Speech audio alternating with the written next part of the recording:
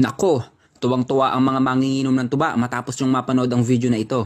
Sa hindi pa nakakaalam, ang tuba ay galing sa dagta ng bulaklak ng puno ng nyog. Ito ay nagtataglay ng probiotics, polyphenols at nutrients. Ang probiotics ay good bacteria. Siya lang naman ang nalaban sa mga bakterya sa ating tiyan. Kailangan natin ng probiotics para mapangalagaan ang ating tiyan laban sa mga bakterya. Habang ang polyphenols ay isang malakas na antioxidants na tinatarget mapaganda ang ating puso. Mayaman din ang tuba sa vitamin C, potassium at nagtataglay din ng choline, B vitamins, iron, copper, boron, magnesium, manganese, phosphorus at zinc. Ang mga nabanggit ay mahalaga na kailangan ng ating katawan sa araw-araw. Ayon sa pag-aaral, ang polyphenols ay isang plant compound na makatutulong labanan ang chronic disease gaya ng diabetes at heart disease. Ang suka na nagmula sa tuba ay nakatutulong sa pagbalanse ng ating blood sugar. At malaking tulong din ito sa may type 2 diabetes. Kung papapiliin ako ng suka, doon ako sa natural at walang halong kemikal. Nakakabawas din ito ng timbang dahil wala itong calories. At mayaman ito sa acetic acid.